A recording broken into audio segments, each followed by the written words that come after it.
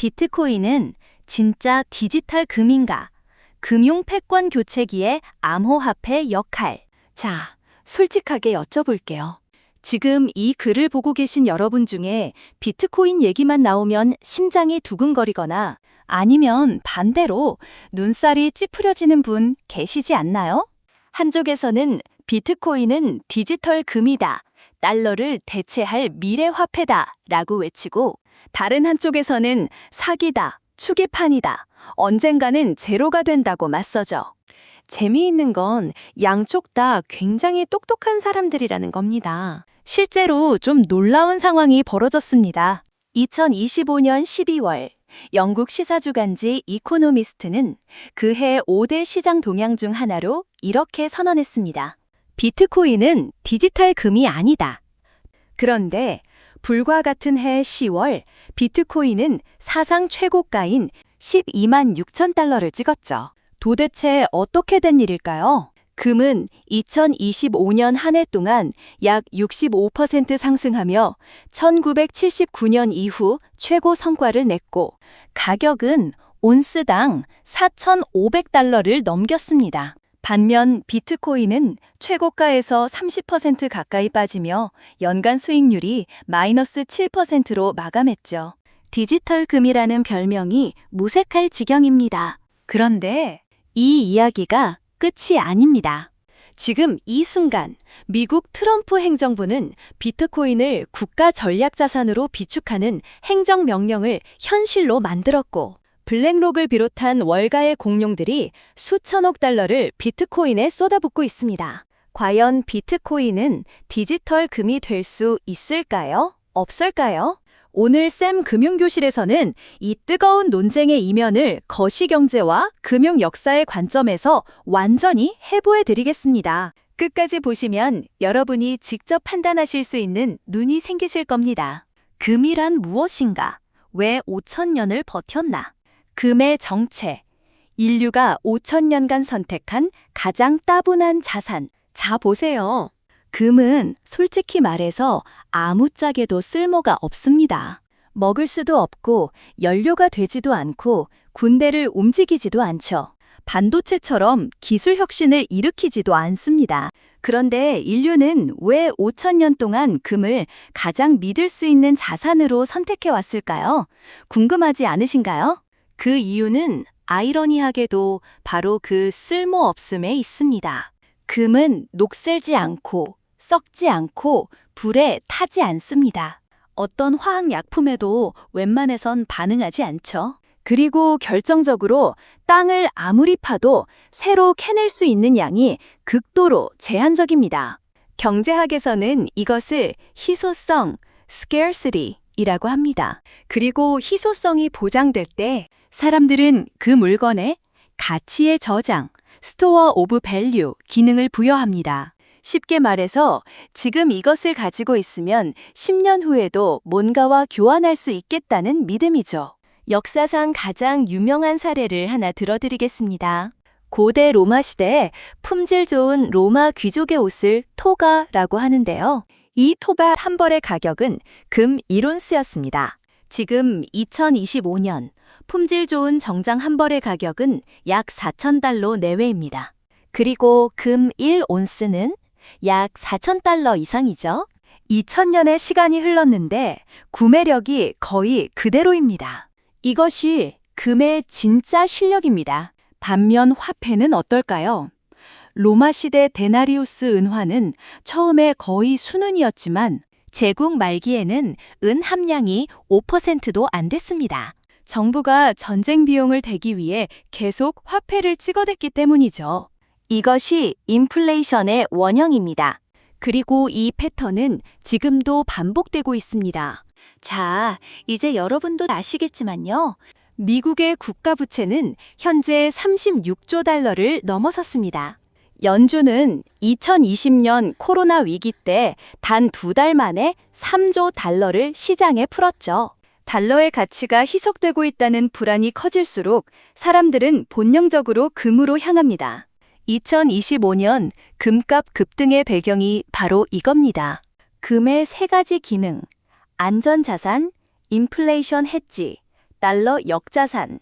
경제학적으로 금은 세 가지 역할을 합니다. 이 세 가지를 이해해야 비트코인이 정말 금을 대체할 수 있는지 판단할 수 있습니다.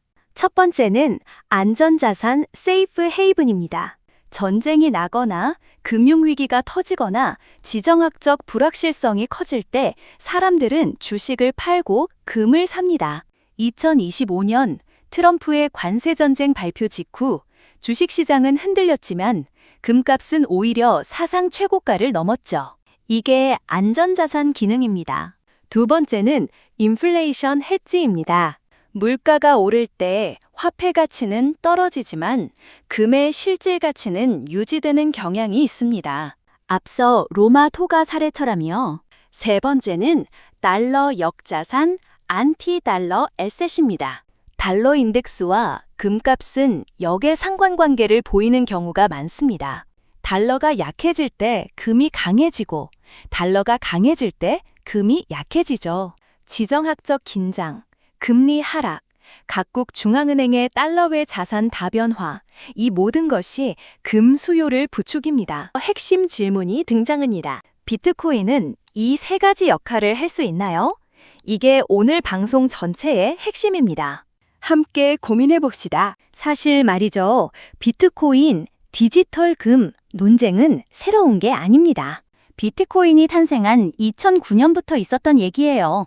그런데 왜 지금 이 논쟁이 이렇게 뜨거워졌을까요? 그건 세계 금융 질서 자체가 흔들리고 있기 때문입니다. 미국은 러시아에 스위프트 국제결제망 제재를 가했습니다. 달러 결제망에서 너희를 쫓아내겠다는 선언이었죠. 그 순간 전 세계 국가들이 깨달았습니다. 달러 시스템에 너무 의존했다가는 우리도 당할 수 있다.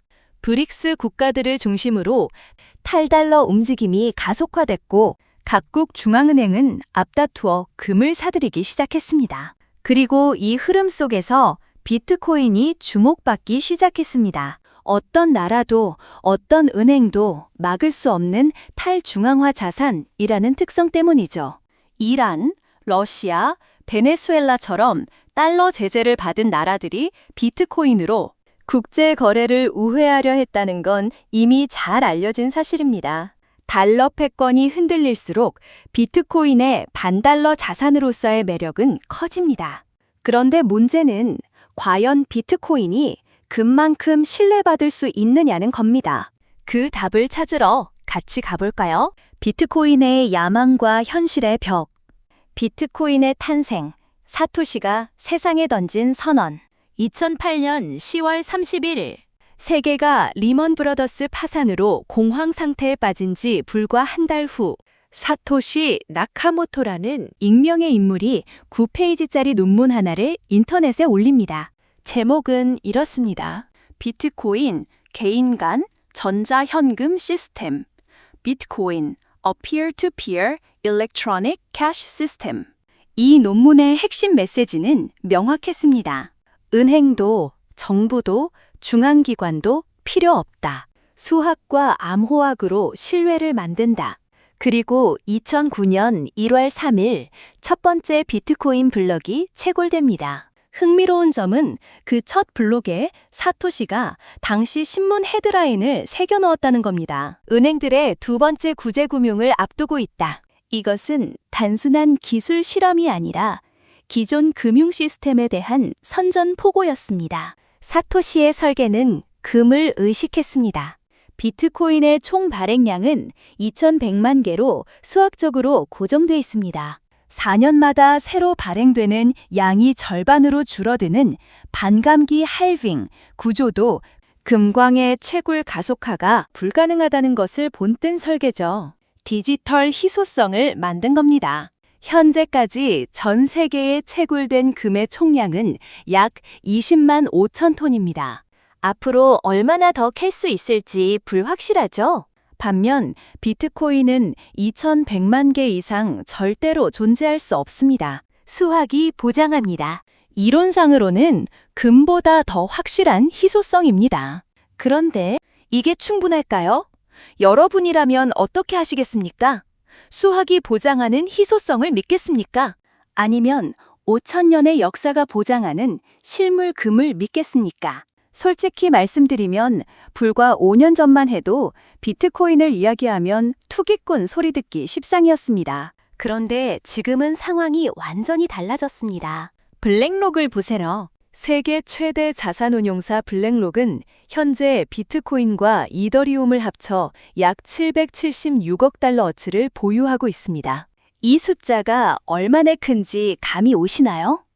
한국 전체 국가 예산의 절반에 가까운 돈입니다. 그리고 2026년에는 직접 비트코인 ETF 발행사로 뛰어들겠다고 선언했죠. 더 놀라운 건 국가입니다. 2025년 3월 6일 트럼프 대통령은 역사적인 행정명령에 서명합니다. 미국 전략적 비트코인 비축고 스트래티직 비트코인 리저브 설립, 범죄 수익 몰수로 취득한 비트코인을 매각하지 않고 국가 자산으로 보유하겠다는 선언이었죠. 비트코인의 고정 공급량과 보안성을 디지털 금과 유사한 전략적 지위로 인정한다는 문구가 행정명령에 명시됐습니다. 텍사스, 애리조나, 뉴햄퍼셔주는 아예 주 정부기금이 비트코인 ETF에 투자할 수 있도록 법을 만들었고, 텍사스는 이미 블랙록의 비트코인 ETF에 500만 달러를 투자했습니다. 미국의 50개 주 중 일부가 비트코인을 주 정부 포트폴리오에 편입한 겁니다. 놀랍지 않나요? 2024년 비트코인 현물 ETF 승인 이후 1년도 안 돼 비트코인 ETF로 유입된 자금은 수백억 달러에 달았습니다. 미국 연금 펀드들도 조금씩 비트코인 노출을 허용하기 시작했죠. 이건 단순한 투기 열풍이 아닙니다. 금융 시스템의 구조적 변화입니다. 스트래티지, 구 마이크로 스트래티지라는 회사는 아예 회사 전략 자체를 비트코인 축적으로 바꿨습니다. 2025년 시장 약세 속에서도 10억 달러 규모의 비트코인을 추가 매입했죠. 이 회사의 최고 경영자 마이클 세일러는 이렇게 말했습니다. 비트코인은 사이버 공간의 부동산이다. 뉴욕 맨해튼 땅을 사는 것과 같다. 자, 이쯤에서 여러분 중 이런 생각 드는 분 계시지 않나요? 그럼 비트코인 사면 되는 거 아닌가? 잠깐요. 아직 반대편 이야기를 들으셔야 합니다. 그래야 진짜 판단이 가능하니까요. 비트코인의 아킬레스건, 디지털 금이 되기 위한 3대 과제. 이코노미스트가 비트코인은 디지털 금이 아니다라고 선언한 근거는 명확합니다. 데이터를 보겠습니다. 2025년 10월 트럼프 행정부가 추가 관세와 수출 통제를 발표했습니다. 금융시장이 흔들렸죠. 그 순간 금값은 사상 최고가를 경신했습니다. 비트코인은 크게 떨어졌습니다. 진짜 공포의 순간에 비트코인은 안전자산이 아니라 위험자산처럼 움직인 겁니다. 얼마나 답답한 일입니까? KB국민은행 분석에 따르면 시장 충격 때 금은 전통적 안전자산 역할을 했지만 비트코인은 정책 리스크에 민감하게 반응하는 모습을 보였습니다. 그리고 10월 10일 단 하루 만에 190억 달러 규모의 레버리지 청산이 발생하며 비트코인은 폭락했습니다. 이것이 비트코인의 현실입니다. 첫 번째 과제, 변동성. 금은 연간 변동폭이 통상 15에서 20% 수준입니다. 비트코인은 한 해에 300% 오르고 80% 빠지는 것이 일반적인 사이클입니다. 2023년 16,000달러에서 2025년 126,000달러까지 약 8배 상승했다가 이후 30% 폭락했죠. 이 정도 변동성으로는 기업들이 재무제표에 비트코인을 올리기가 두렵고 노인들의 연금 자산으로 쓰기는 더더욱 어렵습니다. 두 번째 과제, 신뢰의 역사. 금은 5,000년, 아니 그 이상의 신뢰 축적이 있습니다. 비트코인은 2009년생이니 이제 16살입니다. 인류가 5,000년 동안 위기 때마다 금으로 달려간 근육 기억은 비트코인에는 아직 없습니다. 역사를 꿰뚫어 보면 새로운 자산이 안전자산 지위를 획득하는 데는 최소 한두 세대의 시간이 필요했습니다. 세 번째 과제, 기술 리스크. 이건 많이들 간과하시는 부분입니다. 현재 비트코인 총 발행량 약 2,100만 개 중 약 100만 개는 창시자 사토시 나카모토의 보유분으로 추정됩니다. 그리고 전문가들은 양자 컴퓨터 기술이 충분히 발전하면 이론적으로 비트코인의 암호 구조를 깰 수 있다고 경고합니다. 금은 양자 컴퓨터가 나와도 녹지 않죠. 그렇다면 비트코인에게 미래는 없는 걸까요? 현실은 늘 예상한 것처럼 흘러가지는 않죠. 이제 진짜 핵심을 말씀드리겠습니다. 금도 비트코인도 아닌 제3의 진실. 디지털 금인가? 잘못된 질문이다. 패러다임을 바꿔라. 지금까지 비트코인이 금의 세 가지 기능, 즉 안전자산, 인플레이션 헤지, 달러 역자산을 갖추고 있는지 살펴봤습니다.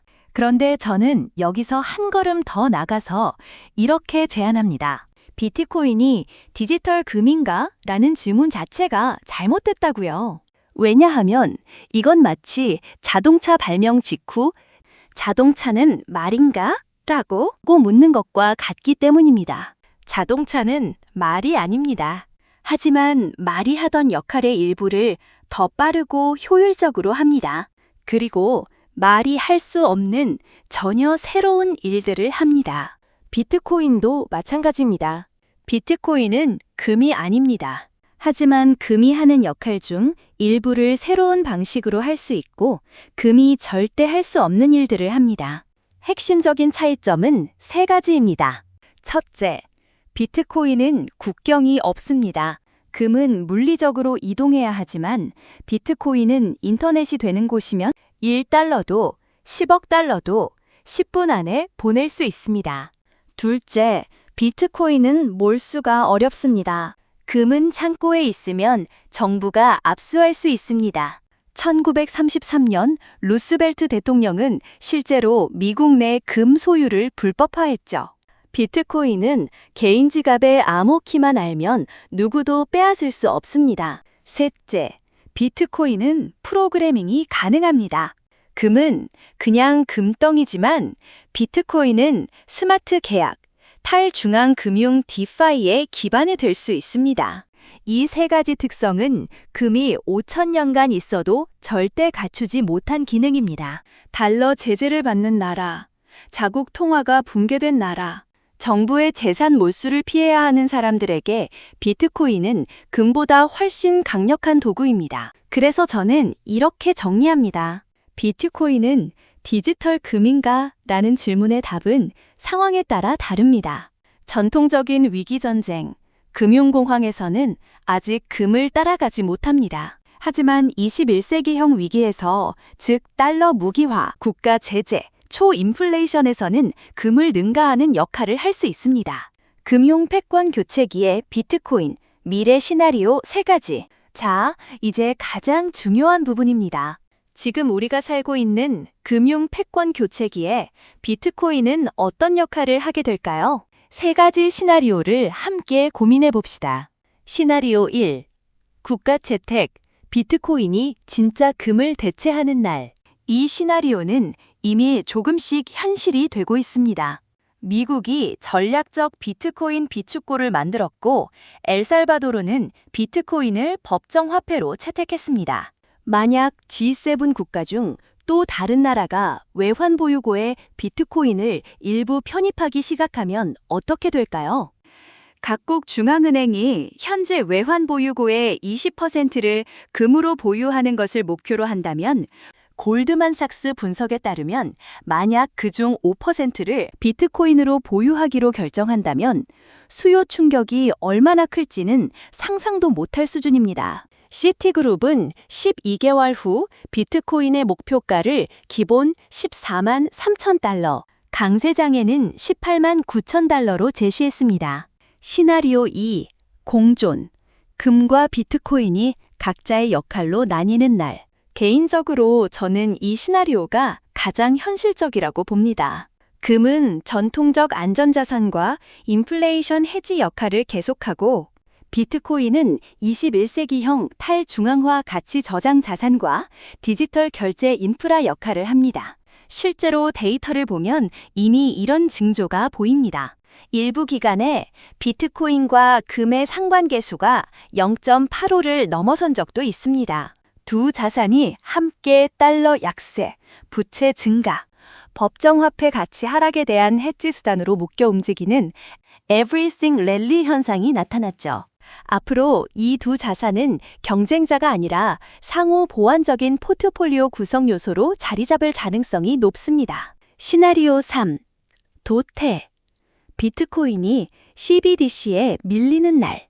물론 이 시나리오도 무시하면 안 됩니다. 전 세계 134개국이 CBDC, 중앙은행 디지털 화폐를 개발하고 있습니다. 만약 미국 디지털 달러, 중국 디지털 위안화가 본격적으로 보급되고 규제 당국이 비트코인 거래를 강하게 제한한다면 이 시나리오에서 비트코인의 탈중앙화 특성은 강점이 아니라 규제 타겟이 됩니다.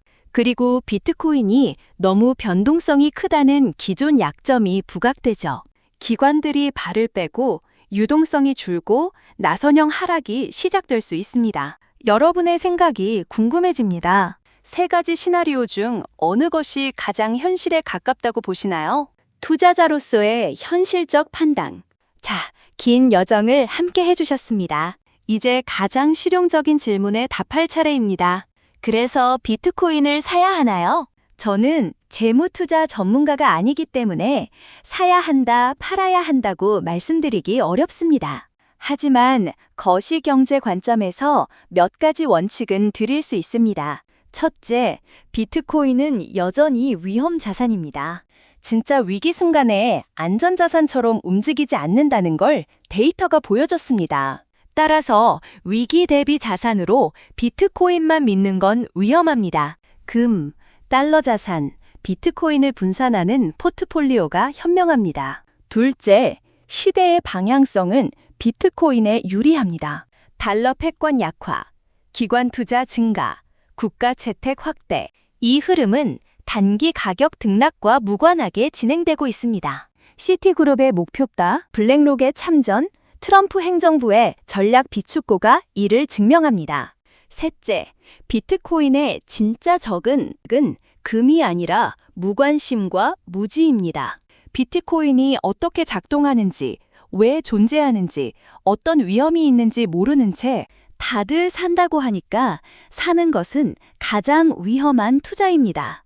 반대로 위험하다고 하니까 무조건 외면하는 것도 시대의 흐름을 놓치는 일입니다. 마지막으로 역사에서 교훈 하나를 드리겠습니다. 1971년 닉슨 대통령이 근본위제를 폐지하자 수많은 경제학자들이 이제 금은 끝났다고 했습니다. 그런데 1971년 온스당 35달러였던 금 가격은 2025년 4,500달러를 넘겼습니다. 약 130배 상승입니다. 새로운 시대에는 낡은 자산이 필요 없다고 생각한 사람들의 오산이었죠. 반대로 새로운 자산은 위험하다며 비트코인을 2012년 10달러대 외면한 사람들은 12만 6천 달러 상승을 구경만 했습니다. 역사는 늘 이렇게 가르칩니다. 진짜 위험은 너무 많이 하는 것도 너무 적게 아는 것도 아닙니다. 잘못 아는 것입니다. 비트코인이 진짜 디지털 금이 될지 아니면 전혀 다른 무언가가 될지는 아직 쓰이지 않은 역사입니다. 하지만 분명한 것은 금융 패권이 교체되는 지금 이 순간 비트코인이라는 도구의 의미와 가능성을 이해하지 못하면 시대의 흐름 앞에서 속수무책이 될 수밖에 없다는 겁니다. 시청자 여러분께 드리는 세 가지 질문. 오늘 내용을 바탕으로 여러분과 함께 고민해볼 세 가지 질문을 드리겠습니다. 첫째, 여러분의 자산 포트폴리오에서 달러 가치 하락 대비 자산이 있으신가요?